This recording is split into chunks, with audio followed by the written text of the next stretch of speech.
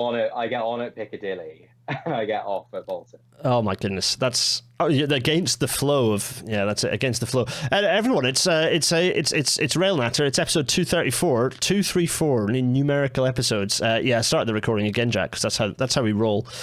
Peek behind the curtain for everyone listening. We're talking about rail tickets. Jack Fifield is here, our Manchester correspondent, deep in the thick of the Northwest's capital. Britain's dismal rail tickets. Oh my god, there's so much to talk about. We're talking about. Jack, you started a bit of a storm. Well, you didn't start the storm, but you started telling the public about the storm, and we're going to explore that in greater detail momentarily. This tweet. Let's have a look at who Northern Sister has been taken to courts in private prosecutions over the last week. A thread. We'll get into that momentarily.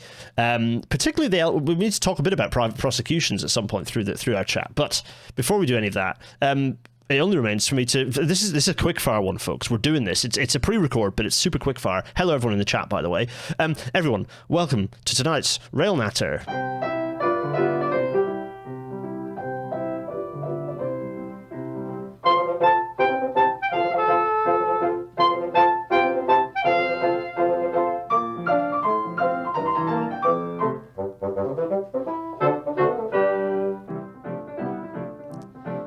And as the In-City 225 fades away... there it goes. We must start with me alt-tabbing to the right thing and going... So this is a brief bit of news, which is really just a tease for the rest of the episode, which is... It's the front cover of the Bolton News. Jack, outgoing journalist for the Bolton News. More about that later. Established in 1867, which is the same year that the Edinburgh University Music Society was founded. Strangely enough, don't know why anyone needs to know that fact, but there you go. This is a story about journalism working because Jack, we'll come to Jack in a moment, folks. Jack is hiding in the green room, waiting for me to announce him in politely and properly, which we will do momentarily. But Jack did a bit of writing, some front cover writing about passenger train tickets, fines, misery, confusion after people are taken to court. The furore following this story and various prominent related stories led to the Department for Transport shouting at Northern to stop doing this. And we're going to... So journalism works. That's a whole load of prosecutions withdrawn, and a load of people who would have otherwise had criminal records expunged from having such records, we hope. Covered here in a national newspaper talking about the story. I hope they mentioned you in this story, actually, Jack. Did the Guardian actually mention your bit of the... Did Nadine mention your bit of the story in her coverage of it? I think they actually did, which is very nice. That's the Daily very Mail good. didn't. The Mirror Classic. and the Guardian did. So, I'll take it where I can get it. Absolutely. Anyway, that, of course, so journalism works, but before we press on, we must welcome Jack. Thank you for waiting. Jack Fifield is here, everyone. Jack, thank you so much for joining us, but also for writing consistently on Railstar. I remember we first had a chat, and I was walking around the Shambles Market in York, and we were having a chat about direct trains to Bolton, and it gave me a chance to mouth off about HS2, and yeah, exactly, direct trains from London to Bolton, and it was clear that you were a rail nerd, or at least someone who had to endure railways at that point, because you knew enough about them. And I was like, okay, here's someone to pay attention to. And this whole episode for me has been and this episode of Rail Natter, I'm sure, but this whole episode related to the fare situation on Northern has been evidence of someone with a bit of tenacity, and also caring about the greater good, which is terrific. And it's paid dividends, which we will get to. But before I waffle on, Jack, I thought I'd let you introduce yourself and tell people what you do and what kind of a little bit about your story, and then we'll crack on. God, this is a lot of pressure, Gareth. I mean, so I was a reporter for the Bolton News up until Friday. Put my notice in a month before this story broke, so it's just inconvenient timing. But as someone who lives in Manchester but commuted to Bolton many days, not every day a week, but many days a week, you rely on the rail service from either Manchester Piccadilly or Manchester Victoria. I would take my bike on the train to get around in Bolton itself. But I think since moving up north, you can probably tell that I'm from the southeast, which has a fairly decent, not perfect, but fairly decent railway service. Since moving to the northwest, I would like to say that I wouldn't like to say, I've become pretty radicalized Yes, about railways because they are just not as good up here. They are absolutely bonkers. I mean, but the thing that annoys me the most actually is having to buy my ticket each day because yep. I would say it takes me about a minute each way. So that's 2 minutes a day. So every week I spend about maybe 10 minutes buying a ticket, and it's just something in London that I never even had to consider Don't, because I just tap in, tap out, and it's like, every week 10 minutes, that's an hour after 6 weeks. thank you, previous government, for getting rid of the North's own Oyster system that it was in the process of developing, and central government stepped in and said, no, you're not getting to do that, yoink, and then took the money away from TfN, partly in spite for TfN being upset about the integrated rail plan. But there's a whole other story to talk about. So yeah, no, and Jack, thanks for joining us to talk about all this. So I suppose we should start not at the beginning, but if we miniaturize our little faces and go down here. So back to your first tweet that you mentioned and that kind of you highlighted, and you did a thread on this. So first of all, talk about how did you come upon this? Was this you doing standard local journalist sleuthing of looking at court records and you spotted it, or how did you find that this was going on? So someone who I won't name that I know in person months and months ago was actually on a Trans-Pennine Express service, and I'm not going to give away too many details, but point is they used their rail card, bought a ticket, they got on, they were sitting on the train, and the inspector said, oh, your rail card expired 1 month ago. And they took his details. He kind of was hoping that it wouldn't go too far. And then he gets a letter in the post from Trans-Pennine Express, who have helpfully used his online account to find out every single train ticket that he purchased with a rail card since it expired. They charged him the full flexible fare for each one. Doesn't matter if he got a cheap advance for any of them, full flexible fare they want, plus 100 quid. It ended up costing about 300 quid, which, not gonna lie, I probably couldn't find 300 quid, offhand down the back of my sofa because I'm not rich. So yep. I'd have to ask for family help. I'm lucky enough that I could get family help. A lot of people aren't. And it really disgusted me. So ever since then, along with just being radicalized against the terrible train service up here, I set up sort of an alert. I was very lucky at the Bolton News. We have a court system that is that's paid for by the company. Court records are really difficult to access despite being public record. Yep. But they pay for a commercial system that lets you filter through them basically and search for specific key terms. I just set one up for Railcard. I would occasionally get email alerts about them. There's always a lot of prosecutions that Northern are bringing privately, so they are the prosecutor, not the Crown Prosecution Service, like in most criminal cases in this country. And there were a lot of them, but I eventually saw one last week that said that there were 50 cases, and I just thought, wow, that's a lot. And I started looking through each individual one, and eventually I saw this term about the minimum fare, and I thought, well, hold on. That doesn't seem right at all, because these people have a rail card, they have what is basically a valid ticket, except for the fact that they didn't follow this term and condition. And I already knew about this term and condition, and it is obscure. It's not explained anywhere in Northern's app. If you buy a ticket, I love going to the countryside, living in Manchester. There's not enough green space in the city centre, but we're really lucky to be close to the Peak District and other excellent areas of the countryside, which you can get to easily when the trains are running. And, if you look for the tickets in the morning, being a journalist, obviously sometimes you're shifted on weekends, so you don't always get to take advantage of the off peaks when you have your days off in the middle of the week. And looking at the tickets in the morning, despite you would see sort of 3 different prices for flexible fares. You'd get the anytime sort of before 9:30 or before 9, depending on the route, and then you'd get an off peak before 10, which was slightly more expensive because it didn't have a railcard discount, and then you'd get an off peak after 10, which was cheaper because it did have a railcard discount because it's below the minimum fare, basically. So the rule is, let me just explain that I'm assuming not everyone will know about this rule. No, most people won't, because it's ridiculously obscure, stupid, and as we'll talk about later, legally dubious. But anyway, we'll get there.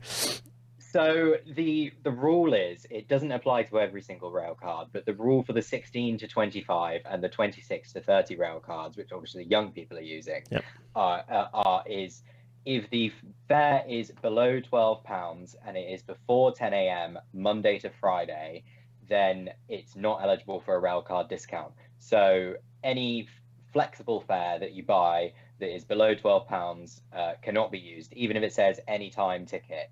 It cannot be used before 10 a.m. Monday to Friday. The 16 to 25 also has an extra little bit, which is that this rule does not apply in July and August. Confusingly, the 26 to 30, it does apply in July and August. Oh my God. So what the heck? Just, you know, oh.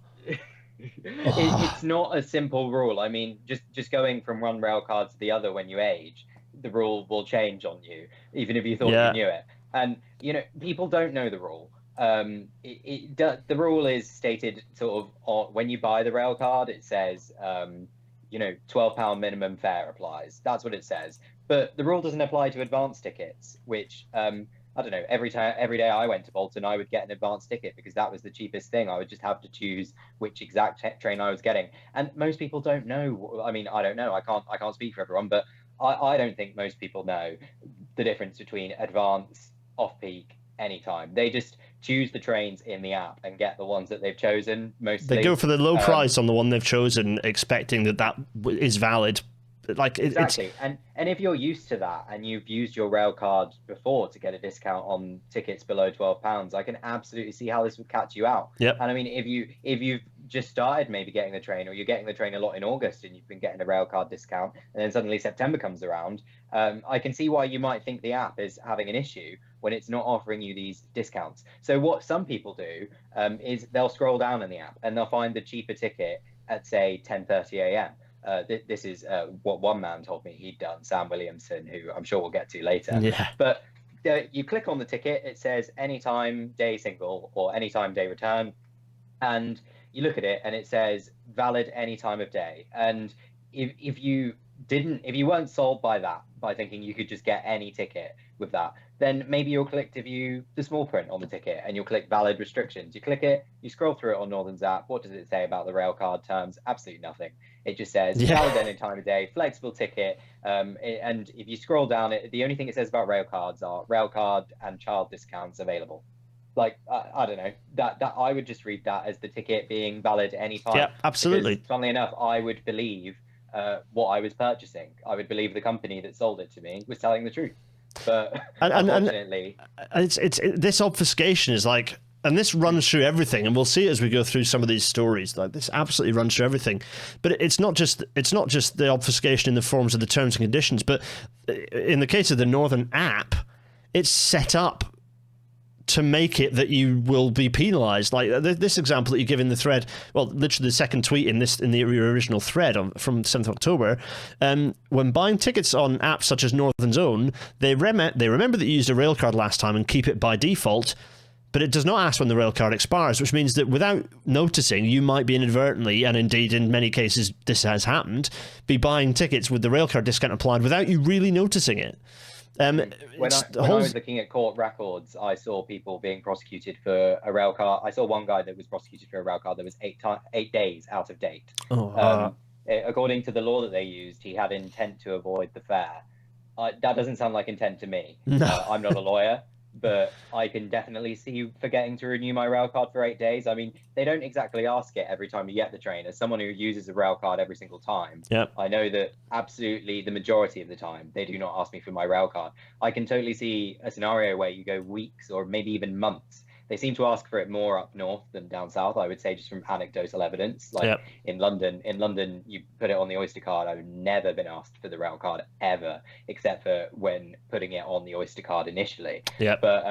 But you know, I can absolutely see a situation where someone isn't asked for it, is never asked to show it, and you know, just they don't know when their rail card expires because it's not at the top of most people's lists, especially with, you know, there's so many things, so many stresses in life going on, much costing so much money. Like, these kind of things will slip your mind. Ultimately, this is just a document that in most cases just proves your age for the 16 to 25 and 26 to 30. I mean, I can see why someone might just forget about it because they've already got ID in many other forms. Of course, there's two solutions here. One of them is get rid of the rail cards and make all the fares the price that would be with the rail card disc. That's one option, is that just make them all that.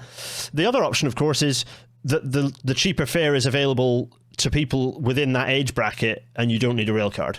So all you need to do is flash ID and then your you're valid to be charged the lower fare.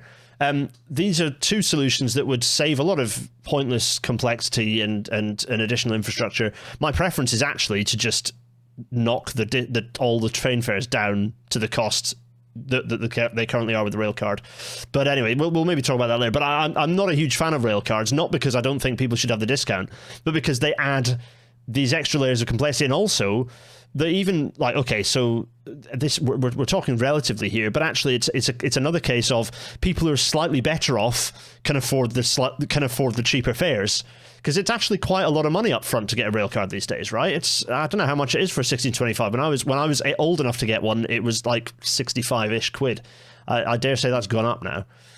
So for a year, it's £30, I believe, if I'm remembering correctly. Oh, I'm thinking of the 3-year one. That's why you can get a 3-year one. I believe it might be £70, but I can't remember because it's I'm no longer in 16 to 25. I'm in 26 to 30, which I don't think you can get a 3-year one for. So no. Yeah. So it's like that's not a huge amount of money, but it's also the sort of money that a lot of people in that age bracket actually don't have access to 60 quid off the bat or 30 quid. Yeah, but if it's a situation I'd prefer that to just not exist.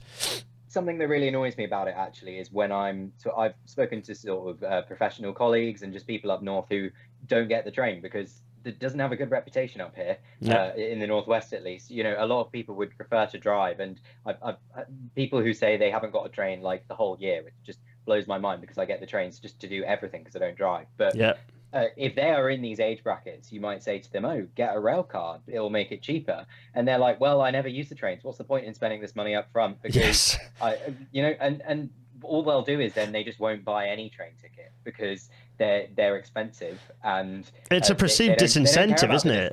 They've already got a car. They've already paid the insurance for the car. They've already got the fuel in the tank, and they can go and get more, and the fuel doesn't change price based on when they choose to drive. It sounds so much better. Why would you bother with the trains? Yeah, it's this is the painful, excruciating thing, and this whole episode, folks, by the way, is about how awful our ticketing system is. Not just the punishments for getting it wrong, but also just how much of a mess our ticketing system is. And the Oyster system in London is not perfect, and it does still have some complexities, but it's such a vast improvement on the ability of people to just use it very simply, and it massively increases mode share because the perception is it's unbelievably straightforward to use. And also, of course, the system behind it, as in the trains that you can get on, are frequent enough that you don't have to worry about what trains you're getting to. But anyway, that's another story. So let's crack on. So the next one, let's talk about one of the stories. This 23-year-old from West Horton in Bolton. Well, this is Caris, right? Caris, you named Caris. This is Caris' story. Tell us Caris' story. Tell us about what happened to Caris. So Caris Piper, she lived in West Horton at the time. She doesn't live there anymore, but she's a student. She has a job in Wigan. Her job is as a sales agent. It's £11.44 per hour, and she wanted to travel to work in the morning. Caris, I spoke to her on the phone after finding her court record and doing a little bit of Googling and searching on Instagram, and I eventually found her. And Caris hadn't even been made, well, she says that she wasn't even aware that she had a criminal conviction for the crime of using a the ticket the full adult ticket would have cost £4.80. So she got a third off of that. To do some quick maths, I think that was about £3.20 that she got that the ticket would have cost her. She says that she went to the ticket office at Daisy Hill Station to buy a paper ticket, and she showed her rail card 16 to 25 and asked for just a return to Wigan Moorgate from Daisy Hill. The normal thing that a human says when they go to a railway station: "Can I have a return to my destination, please?" Well, Gareth, I think you'll find this is what a criminal actually says. Because, yeah, no, you're right. Caris gets on the train, and she's on her way to Wigan, and she has a ticket inspected. She obviously shows it because Caris is an honest person who's bought a train ticket. And when the inspector finds the ticket, he's I won't assume the gender, but they say that the ticket is not valid as it's below, it's hit this minimum fare rule. It's before 10 a.m. The ticket value was below £12, so therefore it's not entitled to the rail card discount. She offers to pay for a new ticket there and then. She's told no, you can't do that. it's too late now. Basically, you've committed the crime. They take her details, name, address, and she thinks nothing of it for a while. She gets to work as usual, and obviously comes back later that day. But then what happens next is just absurd. Obviously, Caris is a student, living in like a shared student house. So mail can go missing. Caris doesn't see that she's basically got these letters from Northern. Northern say that they've sent her these letters, at least, saying she hasn't seen them, saying that she needs to explain herself and offering her, to pay to get out of it. Basically, I don't know how much they offered her to pay, but I saw from one other person that I spoke to, seems to be about £150, which is more than a penalty fare would cost you. £100, 50 quid if paid within, I think, is it 2 weeks or something? So she obviously doesn't see the letters, is what she said to me, and she doesn't pay it. Northern then decides to take her to a private prosecution. It was in May of this year. Bear in mind, the offence, if you can see it, happened on the 12th of September 2023. That's several months later being taken to court. So by this point, Caris is no longer living in the student flat, or isn't spending most of her time there for personal reasons. And she doesn't see the summons to court, and she's found guilty in her absence. And she's handed down. So if you can see from the court record here, she has to pay compensation to Northern of £4.80. That's the cost of a full anytime day return ticket. They want the whole cost of the ticket again. They don't care that she's paid 2/3 of that already. They want the whole cost. And the court hands down a fine. They can hand down a fine. I think it's up to £1,000 according to this law. It's a level 3 fine. So they give her a £220 fine. She's then also made to pay £88 to help fund victim services across the country. The court has to impose that. It helps fund services to support victims of crime, basically. Not really sure who the victim in this case is, but I guess it's Northern. Northern is both the prosecutor and the victim in this case. And then she's also made to pay Northern's costs of bringing this to prosecution of £150. Once you add it all up together, don't worry, sorry, forgot to mention, a collection order's been made. What that means is bailiffs could turn up at her house and take her stuff if she doesn't pay it. So now she's a convicted criminal. She was given until the 9th of June to pay £462.80. That's about a month after the hearing. The court usually lets you pay this in instalments if you contact them. But, a pretty big bill for a 23-year-old who's on £11.44 an hour. So the best part of 500 quid and a criminal record. Criminal, for this. Yeah, she's a criminal now. Which, that will show up on an enhanced DBS check, at least. If she ever wants to get a job in healthcare or something, she'll have to explain herself. I'm hoping that, so luckily in this country, it seems to happen so often that there's actually a web page that on the government website that explains what to do if a magistrate's court hearing happened without you being there. She can make a statutory declaration to the court, which I believe that she is going to do now, to say that she was unaware of the hearing, and then they'll give her another hearing. And with any luck, now that Northern has said that it's not going to be fighting these cases anymore, they'll just withdraw the prosecution. Yeah, good. And I'm hoping that is the end of it for her, because she shouldn't have to be paying this £462.80. She wouldn't have had to pay this £462.80 if the ticketing system wasn't so absurd. If she lived in London, she would have just tapped her Oyster card, which may or may not have had a rail card on it, and she would have tapped in, tapped out, and the system would have figured it out for her. If they want £4.80, it will take £4.80 from her. It's as simple as that. She would not have objected to paying the full fare if it meant avoiding a criminal conviction. I mean, I find it a little bit absurd, to be honest. So they're using the Regulation of Railways Act 1889. I don't know if you want to come to this yet. Yeah, we'll come to it in a minute, because this is bonkers. So we'll come to it in a minute. What I want to do is that's Caris' story, which is dismal, and there's so much in that. Like, one thing that's in that is like infrastructure investment. Direct result of not having infrastructure investment in the north, and also the investment in ticketing system that was happening and got pulled by the Conservative government. The consequence is that people are being penalised like this in a way that they simply wouldn't be in London, which has had the investment in its ticketing system. So I just want to sit that for a second in people's minds, because let's talk about Sam and Sam's story. So Sam, independently from your thread, just tweeted that he had been in a situation where he had Northern prosecuting him for travelling on the wrong ticket at peak time, and he paid £1.90 less than the fare that they say he should have paid. So yeah, tell us a bit about Sam's tweet and then how it tied in. Did this then raise a lot of interest in what you'd been doing? Because obviously this tweet went viral and then you'd already been talking about this. So tell us a little bit about this and how it tied into your story. Well, it just shows you how many criminals there are. Everywhere you turn, there's a criminal. So Sam, actually, it's just kind of bonkers what happened, really. So Sam saw my thread that I'd done on all these prosecutions that Northern was making, and I saw him actually give me a like on the thread, because I was looking at my notifications, they were all coming in, and then he gets home and finds a letter from Northern saying that they're going to prosecute him. Oh my goodness! For traveling on. Obviously, he must have had an idea of this because he remembered it happening on the train, but just the idea that he got home and he saw this. So Northern said that they didn't offer him any sort of plea deal in the letter that they sent him. The letter basically said that he's at, they're going to prosecute him. They want him to explain himself to them, and it could result in a prosecution. It was very serious. It's from the letterhead is from Northern's Debt Recovery and Prosecutions Unit. Yucky. So nasty, like a threatening looking organisation. Yep.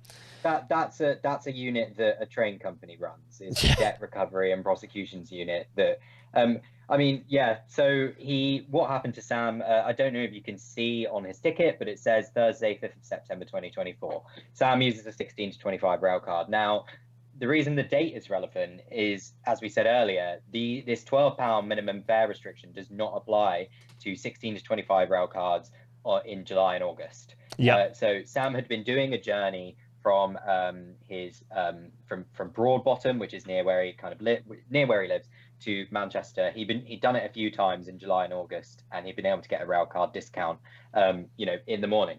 And on the day of the 5th of September, Sam had already bought a ticket from Manchester to London, a cheaper one that you can buy in advance, and he decided to buy this ticket on the day on the Northern app. And he saw that he couldn't get a railcard discount on any of the trains that it lets you select on the app before 10 a.m. Now, I don't know if you've ever used the Northern app, but sometimes it does glitch. Yeah. And I've experienced it myself, where it will say maybe that a train is sold out, or you can't buy the ticket despite the train not having left the station. So you have to either decide you're going to get on a later train and buy a cheaper advanced single, or you just buy a flexible ticket for one of the other selected trains and then use it quite validly on the train that you actually want to get. So Sam scrolled down and he found the railcard discounted tickets. The first one was at 10:30 a.m. because that was the first train that arrived after 10 a.m.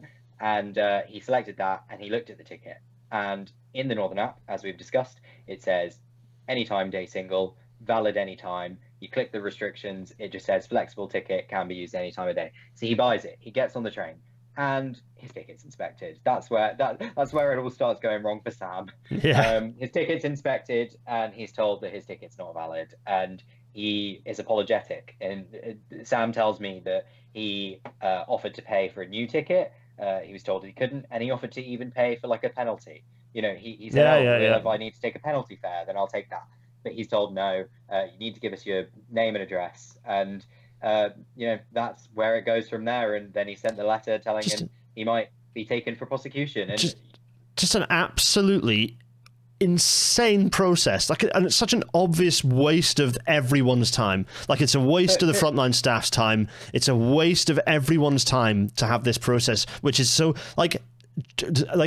oh, it's grim. I'm going to say this now in case I forget to say it. We're not picking on frontline staff here, although there are, as in any line of work, you do find people who are not lenient. I'm going to later on say, frontline staff, you should be just not doing this. You can just ignore what your masters are telling you to do and just ignore this stuff. You're doing the right thing if you ignore this stuff. I'm not blaming you if you don't, but you should be ignoring these rules because they're obviously ridiculous. But also, Like, the fact that the system has these rules in place, it's such an obviously ridiculously complex system that's so clearly not user-friendly and so clearly penalizes, you know, people who have absolutely no intention of doing the wrong thing, to then also penalize someone who says, I will literally buy a completely new ticket, to then say, no, you cannot do that. It's obscene, it's offensive, and it's so destructive because it just makes people have no interest in traveling by train. It's so angry. It just infuriates me to the point of rage. You offered to help Jack in this situation. So there was tell us about that. You're writing a little bit of code here to that you offered to license to the rail operators. Tell us about this. I have to admit that my C in A-level computing is a while ago. But, I have a basic idea of what code looks like. I've done a bit of Python in my job for data journalism reasons. I asked ChatGPT to help me in this scenario. I wrote some basic code and then got it to clean it up for me. But you know, I did that in 10 minutes, in less than 10 minutes. So this was specifically referring to the technology to essentially. So the app itself, as you can see, where it says £2.55, has a little rail card symbol, and they've crossed out £3.90. It knows you have a rail card. Yep. It knows.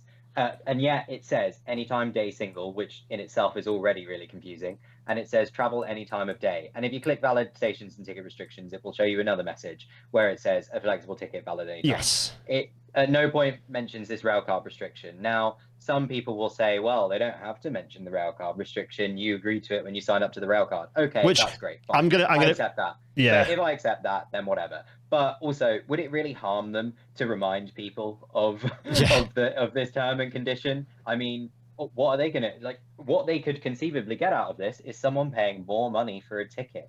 I don't know. It would be a simple one or two lines of code to just check what type of rail card you have. If the cost is below £12, that's what this code says, and then just put not valid before 10 a.m. most weekdays. See railcard restrictions. I mean, it's not like you'd even have to put in all the details about July and August and not applying on the weekend and all that. I mean, you could just alert someone that there might be something wrong if they buy this ticket, and I'm certain that in Sam's case, at least because he used the Northern app, that would have avoided all this faff. Yeah, he would exactly.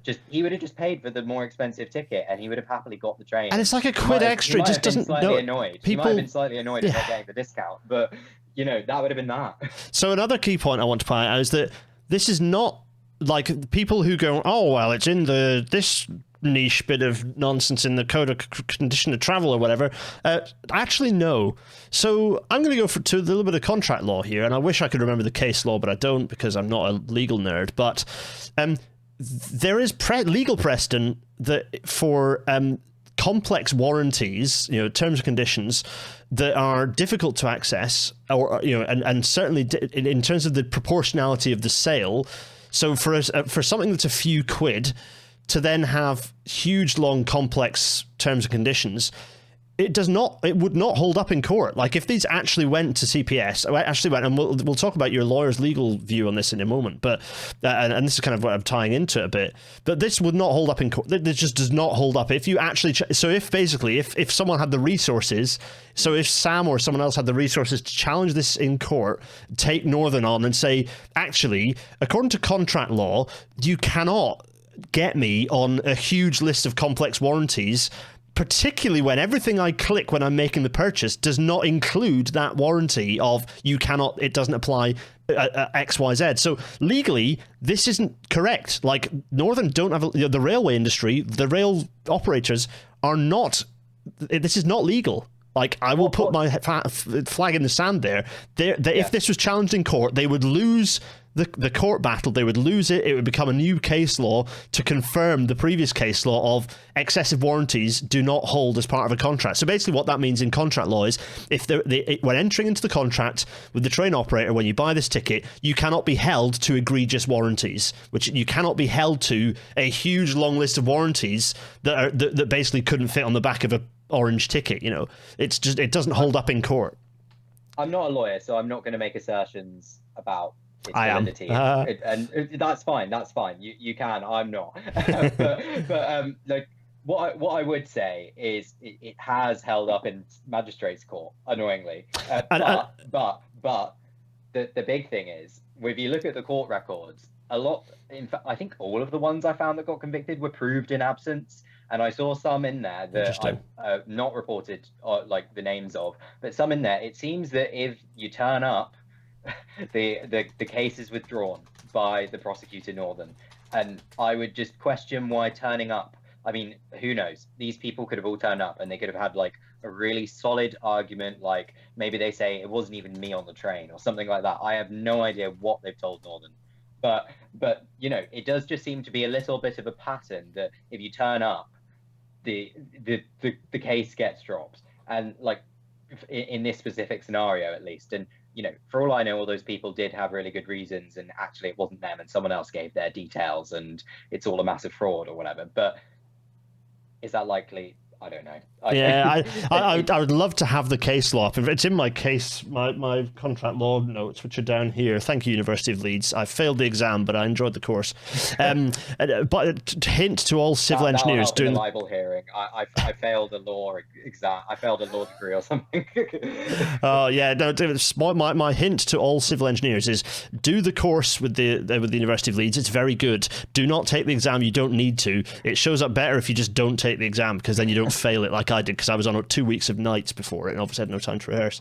Anyway, to revise. So anyway, I digress. We'll talk more about the legal stuff in a minute. So in fact, literally in a minute, because I want to break down into some of this warranty stuff. So here's you breaking down. You've been sent Northern's penalty. So this is another thing. In terms of the warranties of ticket, there's the penalty fares guide. There's the National Rail Conditions of Travel. There's the Act. There are bylaws. And all of these interrelate to each other, and in some cases override each other or contradict each other. So you've got the penalty fares guide, the National Rail Conditions of Travel.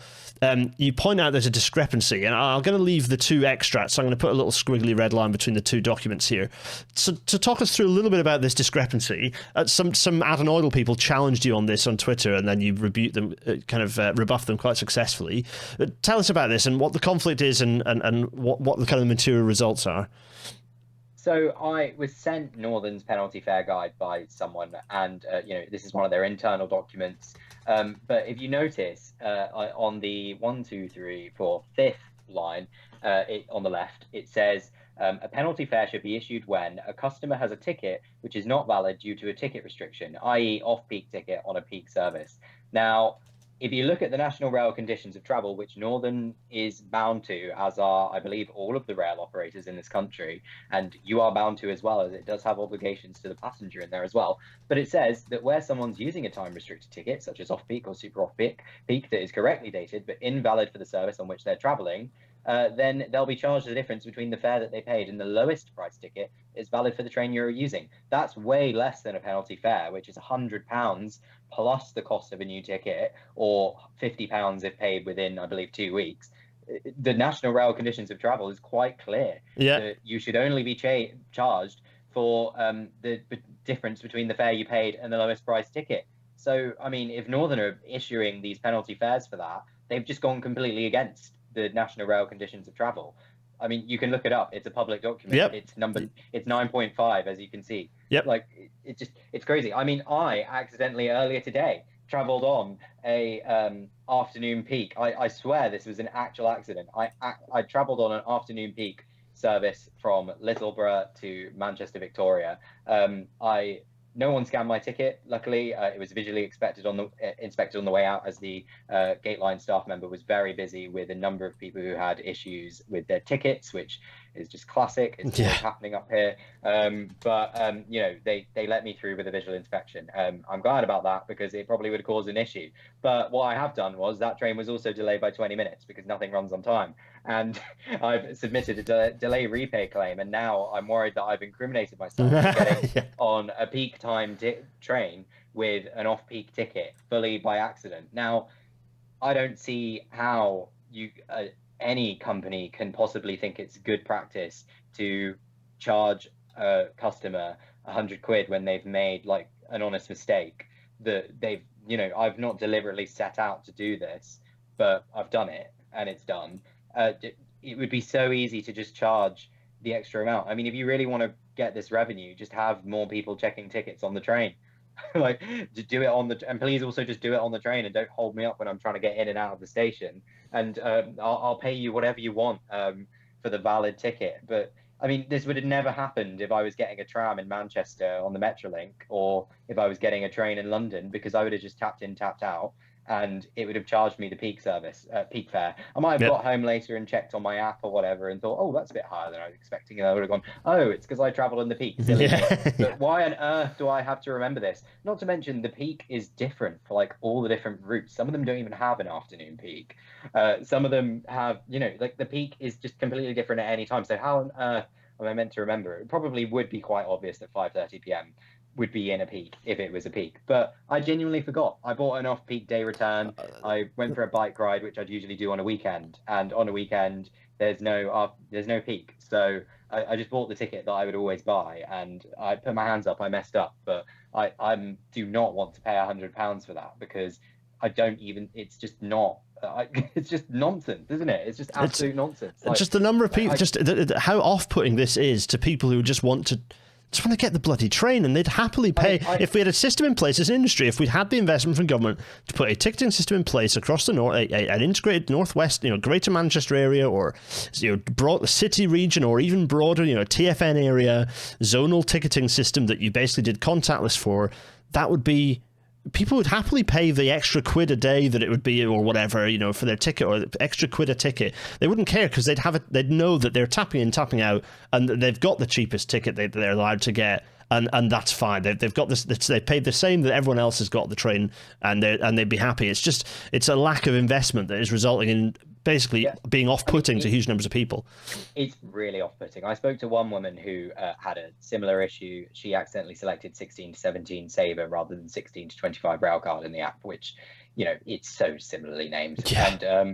And she now refuses to get any train service that Northern operates because of the bad taste that's left her around. She lives in London. She'll drive 5 hours to the north of England just so that she doesn't have to get the Northern service after changing from Avanti, because she hates them so much for what they've done to her. And this is not a way of retaining, the lost custom there, the hundreds of pounds of lost custom for this stupid decision. It's extremely aggravating. How does it make any sense losing a customer for life based off this? Like a simple mistake that cost below £1, I think it was in her mistake, because she got 50% off rather than 2/3 off a £5 fare. I mean, it's just absolutely crazy. And the train system in this country, the rail system, sorry, I'll probably get really hated for saying train system, but the railway network in this part of the country is already up against it, because it has so many delays. It has underinvestment, it has capacity issues. People know it's rubbish and they don't get it, and they'll drive instead. And then when you add in, oh, my friend got fined XYZ because they bought the wrong ticket, people would go, oh, I can't be bothered with that. I'm just going to drive. I can already drive. I've already bought my car. I've already paid for the insurance. That's something that really annoys me, when people say, oh, well, the train is actually cheap if you bear in mind the insurance. Well, okay, what about if you already have a car and you've already paid insurance? Then what? You've already got it. So, rail needs to be a more natural, easy choice, and this stuff makes that not the case. It just makes that not the case. Let's hop on. So we've gone from the various sort of warranties, terms, conditions, but also the law. Here's you tweeting out a bit of the law. Here's the law as it was originally enacted in 1818. And now, which act is this? Tell us about this act, and then we'll go through this quote from it, and you can tell us about it. This seems to be Northern's favourite law. It's the Regulation of Railways Act, 1889. Yep, 1889 in the 1800s.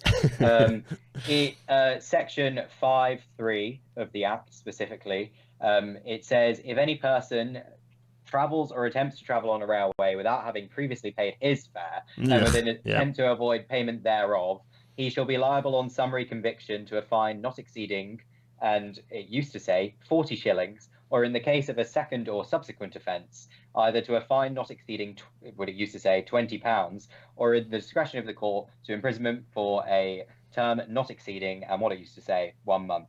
Now, this law was drafted, I don't even know how long ago that was, but what I do remember is it's 120 years before the train line launched its app, which was when you could first start buying tickets yourself through a smartphone app. Sorry if there was another app that I haven't heard of. I take it all back.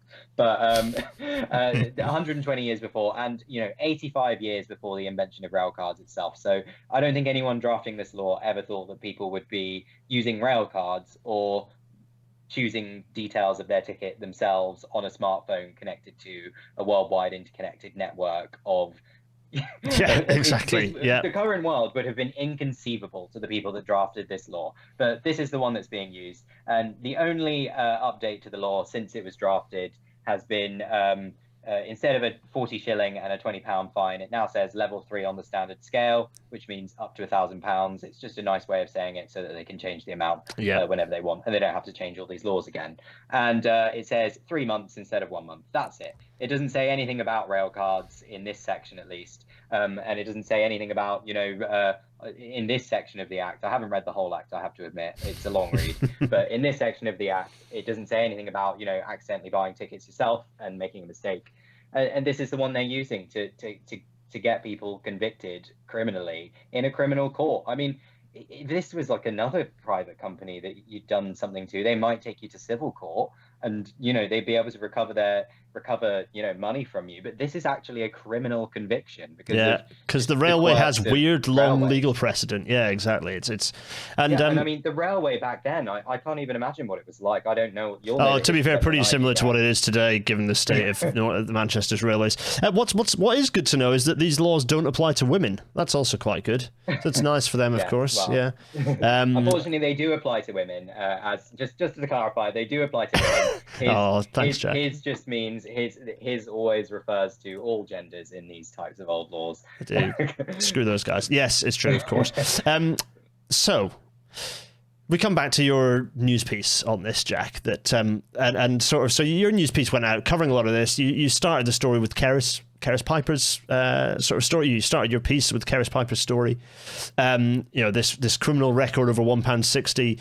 Now the consequence of that was a huge amount of stuff. But one of the interesting follow-up stories that you did was you got a legal expert to come in and talk about this. And what's interesting is that lawyer Donald Loftus, who's a senior lecturer at the University of Salford Law Department, basically said like prosecutions have to kind of demonstrate proportionality, and if these were going through the CPS, the Crown Prosecution Service, it would be likely they would be seen as disproportionate to the crime at hand. Now, what I wanted to talk about is, and we've talked about it without really addressing it and referring to it, is why are these being brought as private prosecutions, and what even is one of those versus the normal route where it would go through the Crown Prosecution Service? Why is that? What is this private prosecution process, and why is it going through that process? So I can't speak fully on the private prosecution process, but the general gist of it is that companies or private individuals can bring prosecutions into court the same as the CPS could. So you could bring a prosecution if you wanted to the court. Obviously, most people don't have resources to do that, but it's the same mechanism that the RSPCA definitely used to use it. I think possibly they still do, but I wouldn't want to say that. TV licensing uses it, and the post office used it in the post office scandal to prosecute the sub postmasters. So the CPS has to bring a public interest test before it brings a case. It has to see if the prosecution would be in the public interest. Now, Northern's Debt Recovery and Prosecutions Unit says that it does apply a public interest test in some ways, CPS. Oh, yeah. But, Gareth, you see, there's a but. The next part of their document, you can read this online, all of their, how they choose to bring prosecutions. They do not take the cost into account due to their low fares that they offer. Oh, they wasn't offer that nice? Such low fares that it would just simply be unfair to penalise them further for their cheap offerings by taking that into account before prosecuting. They say that the reason for that is that if you added up all of these cases of fare evasion together, it comes to a lot of money. Maybe you can say that's fair enough in cases of people who actually aren't buying tickets. Yep. But for people who have made a mistake because of their own convoluted ticketing system, I mean, it does seem a little bit, it's crazy. And I mean, I'm glad that this legal expert at least shone some light on it for us, Donald Loftus, shone some light about what he thought the CPS might do. Obviously, he said he can't speak for the CPS because he doesn't know what they might do. But he was able to basically apply his own experience on that rule of proportionality and how this just does not in any way align with it. I think it's just important to remember throughout this whole thing, Caris Piper got a criminal conviction because she paid £1.60 less for her train ticket than she should have. Yeah. That's what can £1.60 even buy you? It can't get you a meal deal. Like it can barely get you a bar of chocolate. I know, as someone who loves chocolate, it can barely can't get you a good bar of chocolate. If you want to buy Tony's chocolate only, that's £3. Like, I mean, for goodness sake, criminal conviction. I mean, you could go into Sainsbury's right now and steal a bar of chocolate, and it's unlikely that you're going to get a criminal conviction just for that single bar of chocolate. Like, I'm not suggesting you go and do that because it is a crime, and you. Yeah, this is legal advice. Do not steal a bar of chocolate. But like just when you compare that to this, where someone has got a ticket, offers to pay for the full fare when they're told that it's the wrong ticket, and it's told no, we're actually gonna make you pay even more money. Like, no. I'm saying no. It's baffling, isn't it? It is baffling. So this kind of the story has a reasonably happy ending, which is nice, because here's Sam saying we did it. The debt recovery unit confirmed they'll be taking no further steps against Sam, which is good. Of course, the problems at the heart of his case far from solved, as he says. He did an update thread. So Sam's story got rounded off nicely, that's the end of that.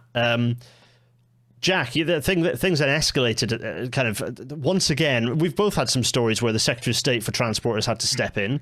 In this case, a DfT spokesperson stepped in because basically Louise Haigh had made a public announcement on it and stepped in. Louise Haigh, the only cabinet member actually doing anything good right now, and then she got told off by Starmer for it.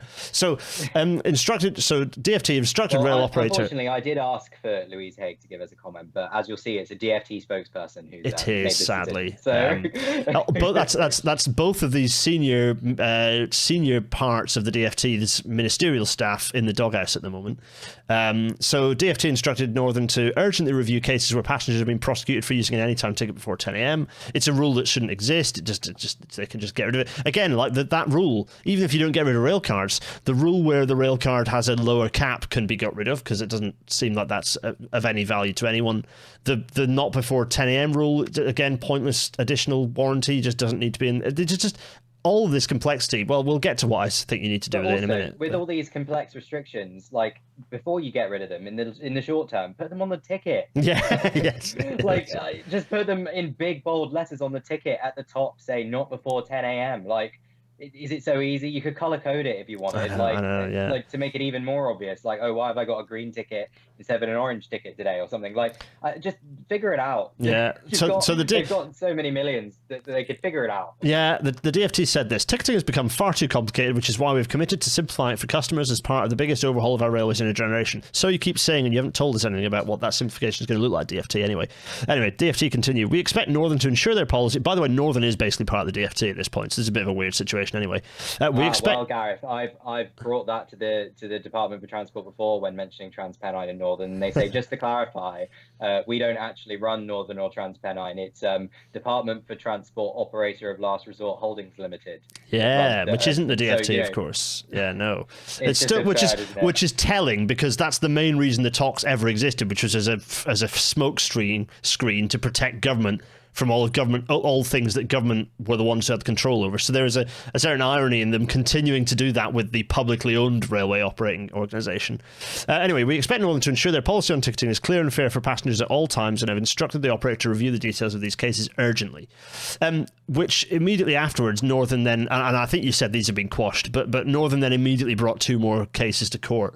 Immediately after that announcement, so 2 days after. Before this announcement, I would say. I actually no, wait, hold on, Gareth. Maybe they weren't. I'll have to go back and check. But point is, Northern had these 2 cases in the pipeline somewhere, and they were listed.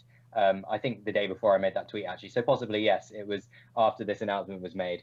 Two more. One of them also committed the crime of having an off-peak ticket rather than an anytime. And the prosecution noted that she also fell foul of the £12 minimum fare requirement. Even if she had got the ticket type right, she would have still fallen foul of this other rule, just to make it even worse. But Northern did withdraw these cases. I was speaking with ITV journalist Helen Steele about this, and she actually went to Kirklees Magistrates Court, and she followed. They had more than 100 Northern prosecutions in that day. Oof. But she says that more than 31, I think more than 30 grand in fines were dealt out. Basically, she added them up as it went along, which is so good. I would not have thought to do that to have added them all up. Crikey. So fair play to her. Nice one. But the two that didn't turn up were these two cases because they were withdrawn, and she managed to get in contact with one of the people involved, the one on the right who had the 16 to 25 rail card and the anytime ticket. Yep. And she got in touch with him, and he had not been aware of the prosecution at all. It would have just gone to court without him knowing. It turns out the letters were sent to one of his neighbours rather than him. And who knows? He could have been sitting here with a prosecution now. I mean, sorry, with a conviction, because it seems like if you don't turn up, you get convicted. But luckily, he hasn't got convicted. I mean, thank goodness. I mean, the 11th hour, she told him the day before this happened, and he emailed Debt Recovery and Prosecutions Unit. And do you mind me just reading what go for it? They told him? They said, "Good morning, good morning, Mr. Allen. I am sorry you're hearing this from a reporter. I can confirm that we will attend court today and will withdraw the matter, and therefore no action will be taken against you. I will ensure that you receive confirmation after this has happened. If you require anything further, please let us know. Kind regards, DRPU." Oh, how nice. How kind. Very nonchalant. Yeah. They're really sorry that he's heard this from a reporter. Oh my God, just shocking. Right, so and this kind of mess continues. So this picture was tweeted at kind of around about the time of your chaos, and you picked this one up. There's an image showing your fare. Just this is more just just how baffling and complex this stupid system we have, which is your fare using railcard, £13. Your fare without railcard, £11. Annoyingly, use rail card. By the fact it says £13, I'm pretty sure I can tell which rail card it is. It must be a network rail card, as the minimum fare for network rail card, which is valid in the southeast of England, is £13, not £12. Oh and just in case you thought it was all too simple before, you also have to remember these other minimum fares. Absolutely breathtaking. So you'll see from that someone replied with that. You'll see from that it doesn't even explain why.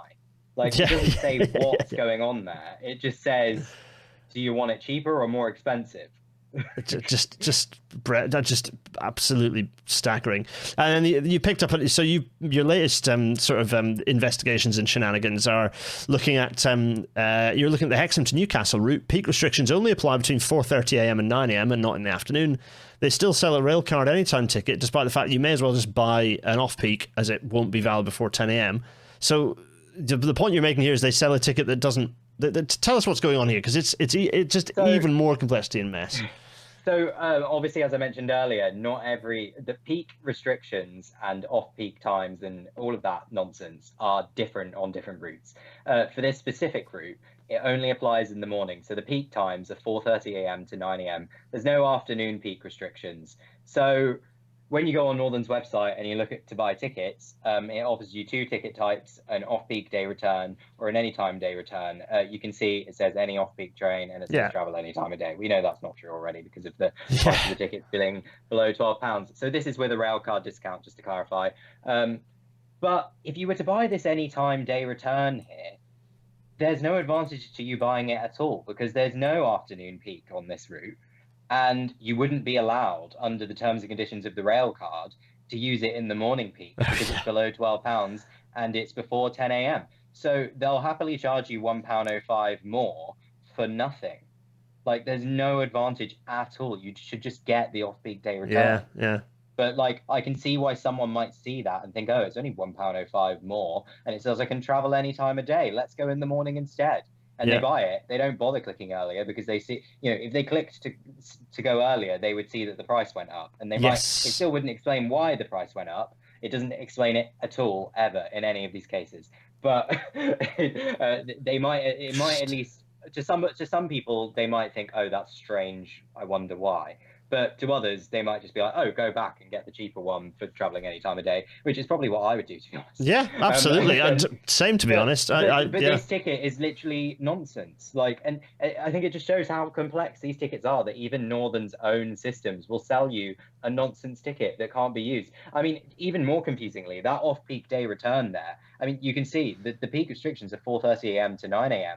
As you'll notice, Gareth, the rail card restrictions are before 10 a.m. So that off-peak day return that says any off-peak train below it, any off-peak train, Gareth, any off-peak train, just to clarify. Yeah, wrong. No, not before 10 a.m. If you click earlier, you'll see the price of the off-peak day return goes up between 9 and 10. I don't know. I don't know.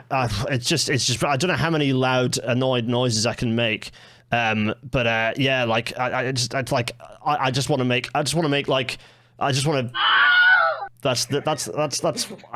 don't know what else I can do. I wasn't expecting a Wilhelm scream. You get a sneak of Wilhelm scream in. Yeah, that's right. It's just extremely aggravating. So this is why I conclude that what we have to do is burn the whole thing down.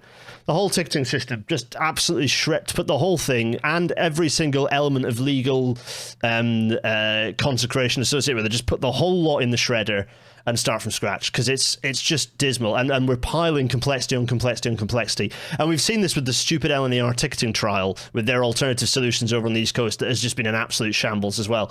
Burn the whole thing down, start from scratch, and don't let Treasury know about it, because Treasury, the reason that we haven't fixed ticketing yet is because Treasury say it must not cost us anything more, which is obviously not realistic. We need to have a ticketing system that is cheaper, that provides value for money, that is not necessarily explicitly cheaper for everyone, because I think we would lose some of those cheapest advanced tickets if we had a new ticketing system. I think that's fine, so long as everyone is paying closer to a fairer fare. I think it's quite reasonable to reduce some of the complexity in favour of a lower median fare, because a lot of the people who are most vulnerable in terms of their inability to pay for the rail fares are people who can't afford, who don't have the time or the ability to plan ahead and get advanced tickets anyway. So they don't benefit from those advanced tickets. Generally, it's people who are better off and can think ahead who benefit from those advanced tickets. In any case, burn the whole thing down. I did also want to very briefly talk about Reply Guys. And Jack, you don't have to say anything here, but I just wanted to, it's quite a few of the replies in your and quote tweets of your various shenanigans on this on Twitter go, oh, well, I think you'll find this is just an example of the system working. If they paid a bit more attention, they wouldn't have had the penalty fare. They wouldn't have bought the wrong... Shut the hell up. We want a railway... There should be... A railway system should be... To work, it needs to be permeable. And that's a critical element of the railway system. And having this complexity of ticketing absolutely runs anathema to permeability, to simplicity. If we go back to Kevin Tennant's kind of rules about how the elements of kind of the permanence of the permanent way and why railways work well and how public transport systems work well, the perception of simplicity and affordability are critical elements in that equation. And having all this rubbish does not help with that. And I would strongly argue that these result in less income for the railway because of the people who are put off by it, whether it's complexity of the overall system putting people off, or whether it's putting people off for life, as some of the stories you've given, Jack, on people who never come back to the railway because of how awful an experience they've had from being prosecuted over trivia like this. We are losing more money than we're gaining. It's not far away. The Netherlands is just across the sea over there. It's really not. And they have a card that you can just use on all buses, all trains. You can use it for the bike hire. I mean, that's not far away. I mean, not that it being far away should even matter, but this isn't an impossibility. No, it's not. We have the technology to do this right now. London's already managed it for its public transport.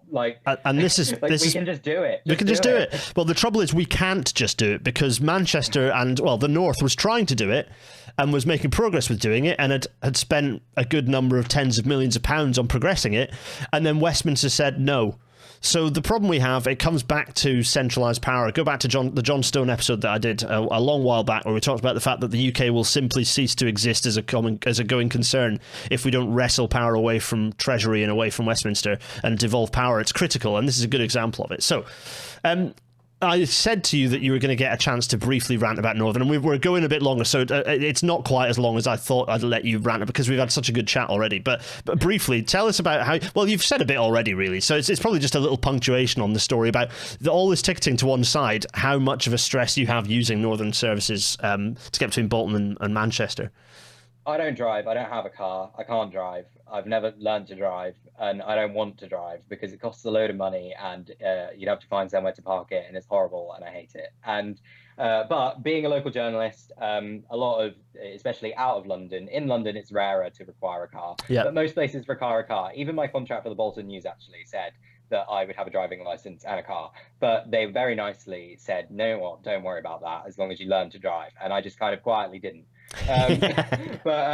But it's nice of them. But but I relied on the train to get to Bolton. I have to go to Bolton, of course, to meet people. I live in Manchester for all my faults. I didn't live in Bolton, but I should be able to just rely. It's like a really simple train journey. You can see at the top 17 minutes. Like that is, that's quicker than most people's drive to the office. So why not? But the problem comes with being a local journalist. You've got to work on weekends sometimes because news happens on weekends. And Northern, for several weeks, possibly months now, actually, has not been running a reliable Sunday service at all. They just they say that it's because of staff shortages, and nearly, like, pretty much every Friday they'll send out a tweet with an alarm symbol or something that says "Do not travel warning issued for Sunday X of month," and for these routes, and it will be a list of routes. It's usually always including Bolton and other areas sort of in the west of the Greater Manchester region, I guess, and down all the way to Chester. And it just says "Do not travel," and well, that's not an option for a lot of people. They need to travel on Sundays. It's remarkable. There's a lack of information around this. I don't exactly know what the issue is actually. It's so bad, and they actually delete the tweets that say that they'd issued the "Do not travel" warning after the "Do not travel" warning's over. So you can't even go back on their profile to find all these "Do not travel" warnings. I'm sure that chat knows what the issue is, but I couldn't. When I quickly looked at this, I couldn't see what the issue is and why. So I've been talking to someone who works for Northern, who I won't name or even say more details, but the problem seems to be that according to them, haven't had this confirmed by Northern, so please take it with a grain of salt, but it seems to be that a lot of people are saying this, that the guards do not have Sundays as a regular working day in their contract. So it's a classic case of that worked on overtime and all the goodwill has been burned in the last 2 years, and also people just don't want to work as much overtime. They want to spend time with their family. The equation's changed since COVID, and it means the railway that previously just relied on overtime isn't going to, and so they need to be paying staff more to work on those days and or increase the number of staff. Absolutely. I don't know about you, Gareth, but I find 2 days a week not enough to have off per week. So I can't imagine asking staff to regularly only have 1 day off a week. Just seems crazy. I mean, I don't know if they're offering time off in the week as well as having them work on Sundays, but sometimes you want 2 days off in a row, and I always want 2 days off in a row. And this is the result of that, though. It is not planning ahead and working with staff on this is the train service doesn't work, and it ruins a lot of other people's lives as well. Exactly right. So talking of working, Jack, I want to round out a little bit. Firstly, you've done a great job on this story, and it's really you've had a big impact. Here's you looking very cheerful with a couple of front covers, including this lovely framed one. Choo choo, a TV career on track for Jack. So not a real front page, but gifted to me by my colleagues very nicely. It's a bit of a tradition if anyone leaves to do that, so it's very nice of them. Still sponsored by Lloyd's Metals. Absolutely, yeah. Thank you, Lloyd's Metals. No, so you're moving on to do. Lloyd's Metals. Yes, shout out to Lloyd's Metals. You're moving on to new pastures, leaving print journalism behind for a little bit at least, moving into the complicated world of television. My goodness, but still doing journalism. So yeah. Yeah, still journalism. It's That's TV. If it's in your region, it should be Channel 7, I believe, sometimes 8 on Freeview, if you want to give it a watch. If you're yeah, you might see me on there, you might not. More details to come. But Ooh, exciting. Thursday is when I start, 17th of October. So currently in between jobs, I guess. Nice. Well, absolutely. Yeah. So, without further ado, I am going to press. In fact, first of all, I'm going to say, I'm going to go here and say, Jack, thanks. That was terrific. We'll come back to you in a minute, but that was really good. I enjoyed that. So, I'm going to do the outro stuff, and then we'll come back and do some chat, some last words. I'm going to press this button and say, thanks everyone for listening to this in audio only format. Hopefully, well, in fact, I think we did quite a good job of this being an audio only format. So, great. Thanks to those people. The usual plugs: patreon.com/Gareth Dennis to support this. Thank you to all the new Patreon people. Hello, all of you. I'm waving. It's lovely to have you along. GarethDennis.co.uk/merch for the merchandise. PayPal.me/Gareth Dennis for loose change and abuse. And GarethDennis.co.uk/Discord for the chat to continue ad infinitum. The chat is here. Hello, chat. I'm waving again. Obviously, no camera for the moments where I decide to wave vigorously. The book, please do pre-order the book if you haven't already. It's doing very well. Gareth, I pre-ordered it. Jack, thank you so much. It's lots of people. It's picking up traction. Lots of people pre-ordering. There's some interesting reviews coming out. There's been a few podcasts. People are interested. There's been a few podcasts talking about it now. I did the Zero Books and Repeater podcast. I did. What did I do? I've done 2 centrist podcasts on it now, of which another one's going to be coming out next week, or if not later this week. So there's loads of stuff. You can go into the book channel on the Discord where I drop everything. I try and drop everything that's going on. Talking of books, though, I do have another plug to do. I'm going to go briefly to. We're going to get our 2 big faces. I have 2 book plugs to do. Firstly, the Guinness World Book of Records, which I've got a few of these when I was a kid. I'm in this one, not because I've broken any records, but because I contributed to the Railways page. I was one of their. I went and did some editing and some researching to update the Railways page of this. So if you notice a bit of a rail natter flavour to it, that's because I've had my grubby mitts on it. So that's number 1 thing. So go and get the Guinness World Book of Records, or at least take pictures of the page. Number 2 thing, Mark Ovenden, friend of the show, sent me this his latest publication. He does gorgeous map books. I don't know if you've ever seen Mark's books. They're so gorgeous. What can we pick out some of these? Oh, just some gorgeous maps, and they're so lovely. And he's just sent me this one, very kind. Thank you, Mark, for sending me this. I'd go on the shelf behind me. But yeah, go get Mark's book as well. It's if you want if you love maps and you love transport, fantastic place to go for that. So there's my little plugs. It's a very plug heavy episode, this one. In fact, no plugs from you, Jack, because I said, do you want to do any plugs? And you were like, nah. Follow me on Twitter. Yes. And I mean, you put your PayPal link out there, so if you want to give me money, I mean, PayPal, just Jack Fifield at the end of that. Delete Gareth's name. Delete my name and put Jack Fifield in there, and then give Jack money. To give me all the money in the world. It's quite simple. Just give Jack money. More of that. Just give Jack money. So, right, let's get rid of my face again. So next week, it's going to be what this episode was. I think it's going to be more news, but it'll be live because there's so much news to catch up on that we've got a whole news episode to do to catch up on it. There's just so much going on that I wanted to talk about. It's just always the same. There's just loads of news, and I want to talk about it with everyone live. So we're going to do that. But that is all that remains for Jack. I just wanted to say thanks so much for joining and talking about this episode. This is a pre-record, so we haven't had the interaction, which is good, because otherwise it would have been an hour and 45, because we've ended up talking far more than I expected us to. I now need to run and do the house chores. But Jack, thank you so much for joining. It's been an absolute pleasure. Thank you so much for having me. It's been great. It's genuine, and I've enjoyed. I love moaning about Northern Rail, and this has given me. I also love attention, so this is kind of like both.